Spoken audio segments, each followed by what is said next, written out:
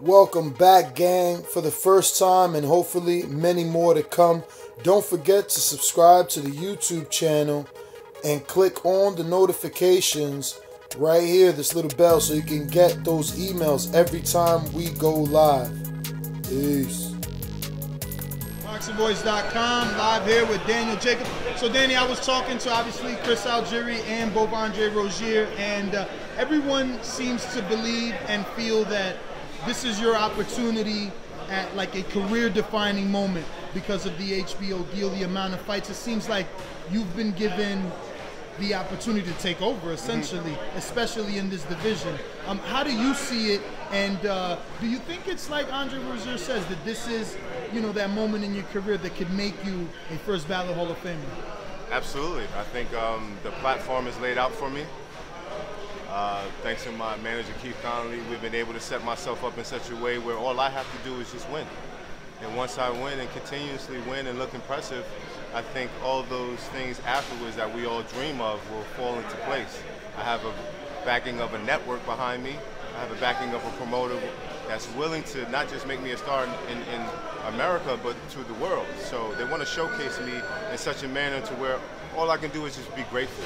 And ultimately, I have to do my part, which is train hard, do my thing inside the ring, and look impressive for the fans and get victories. Well, looking impressive and training hard is something that obviously you've been doing since very young. Like my associate was saying, look where he keeps his right hand, and I'm like, dude, that's years of muscle memory. Yeah. What's some of the advice that you give some of those fighters maybe watching you, like not necessarily the Lewis Aries, but people coming up, on keeping their hands up, just stamina, overall those boxing tips that, you know, it takes experience for?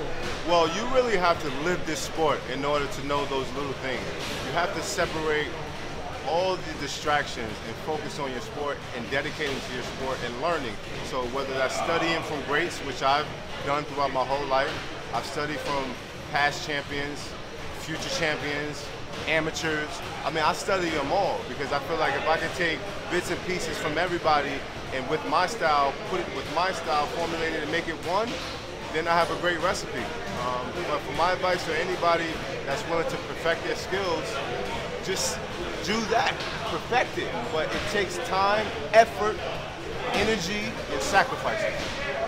Were you always, I guess, a person of faith before the ordeal?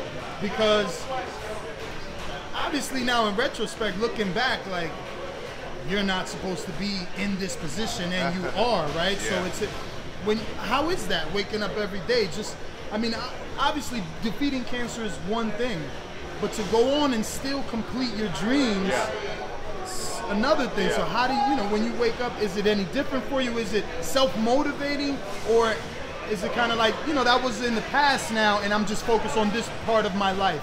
Well, it's a mixture. It's a mixture of all three, because I can't stray away from my vision and be so content with the blessings that I have. I'm very grateful for my blessings, and I guess it shows. But yeah, I definitely wasn't supposed to have this opportunity, and I look at it now, it's just a surreal feeling. I bought a nice big house now. I'm able to take care of my family and take care of my loved ones in a way that I never thought I could. So all these things I'm very humble for, because coming from a background which I come from, that wasn't even in the topic of discussion. So now that I have all these opportunities and I have people supporting me, I mean, that's what I'm most grateful for, that people really genuinely like me and they support me for not just being a good boxer, but really who I am and what I display as a person. People like champions, but people truly love the champion within a person. So if I can continue to display that and be a dog inside that ring, that's a good recipe. I gotta ask, how much does your son play in the matchmaking? Because he seems like a very avid sports fan. He's at all your fights. He knows the fighters. So how much of your decisions have him involved, because he knows all your opponents, right? No, he is very heavily involved in my life and in my career, and he doesn't make the decision, but his influence plays a part, because he said, "Daddy, you need to fight this guy next, or you need to fight this guy next." He really think I should fight. Who does he fight? I think he wants me to fight Charlo next. Yeah. So I mean, I'm looking to fight any and everybody. It doesn't matter to me. I'm a middleweight. top contender at the moment, and I'm looking forward to being a top middleweight undisputed champion, and I have to go through those type of guys, and that's really what I'm looking forward to. But my son is my biggest fan, and he has every role in my life, and the way I perform, the way I act, who I am as a man, who I am as a person, and what you see, he is the reason why. Now, obviously, with all the mystique of Triple G going into that fight, what was that conversation with you and your son after? Because I'm sure he had to assume, you know, Triple G was the monster that the television paid him out to be, and then to see his father go in there and do what he did. How was that conversation? Well, I don't think he ever fell into the hype? into that trap and into the hype of Triple G being a boogeyman. If anybody was telling me that I could do it, it was more so my son than anybody. Because I think us as adults, like, we have flaws, and sometimes it's almost hard to not be sure about certain things until you actually get in there. But my son was telling me, Dad, you're gonna go in there, you're gonna beat this guy, you're gonna do this, you're gonna do that. And it's such a blessing to have a son like I do. My son is the biggest blessing. He's my biggest supporter and my biggest role model.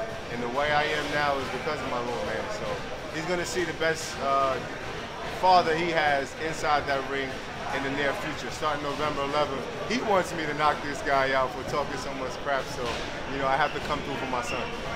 Seeing the big business that was Canelo and Triple G, does it make more sense for Daniel Jacobs if he's successful with the Lewis Arias? Obviously, you'll say, yes, you're successful. Do you go to Billy Joe Saunders, Lemieux winner, to get a belt, raise the profile? We going to Montreal.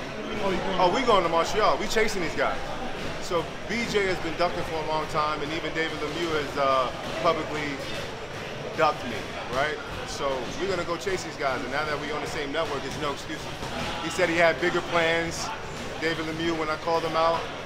I don't know what those bigger plans was, but ultimately now he has his world championship, so I thought he was expecting Cotto, but now that Saddam Ali got Cotto, he has to settle for BJ Saunders.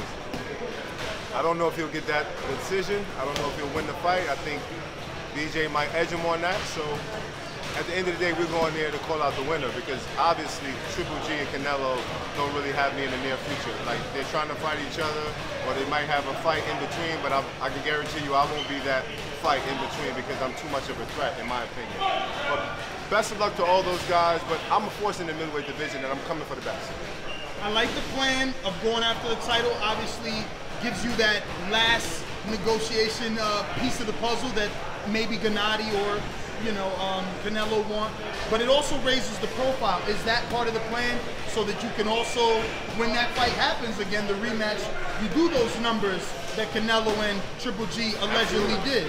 Absolutely, that's the goal. Like I said, I have a promoter now, Eddie Hearn, HBO as my network that's willing to back me and support me and to make me into the star. And along the process, we're going to be raising my profile. So like you said, yeah, when we do come around to the point where we fight those guys, it'll be that much bigger, and it'll be shown more worldwide, more fans will buy the pay-per-views. However it is, I just know it'll be a bigger impact, especially if I have a title with it. Now, you said you're going to Montreal, so you'll be live at the fight? Oh, I'll be there. Okay. Yeah, I'll be there. And if Billy Joe Saunders wins, now with your, deal with Matchroom, would you be willing to fight in the UK, or you still want to bring that back? Oh, yeah? Absolutely. I'll be willing to travel.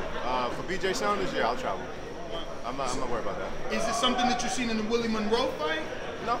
It's just what I believe in myself, my abilities.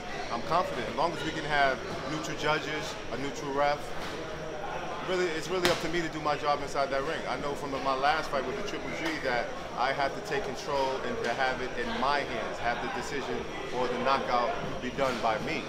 It's not going to be done by the judges. And if I do, I have to make sure that my aggression is a little bit more, because obviously these judges like aggression a lot more than sweet science. Two-part last question. Yeah.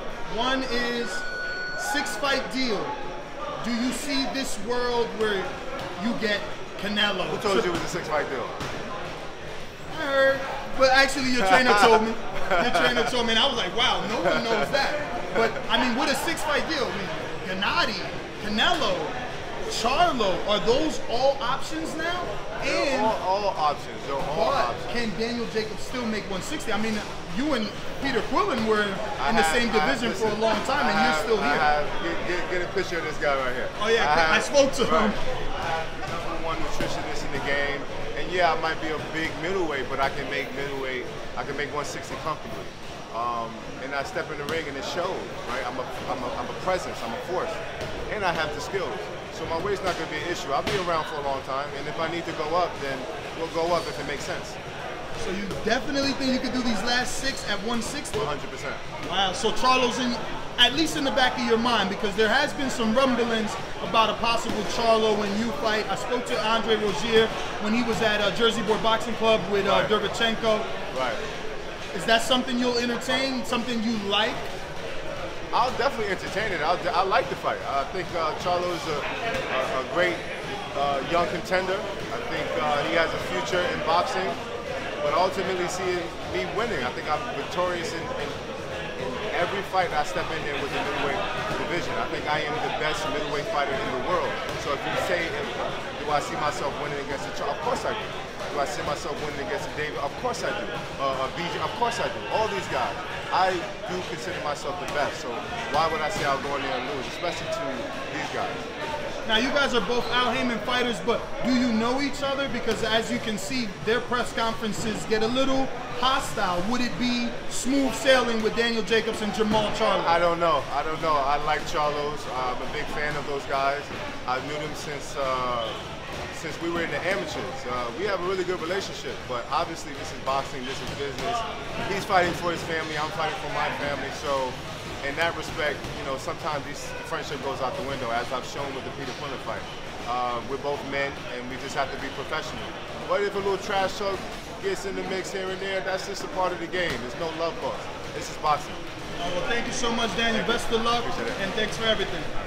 The sight in the game, 'cause see the boxing voice.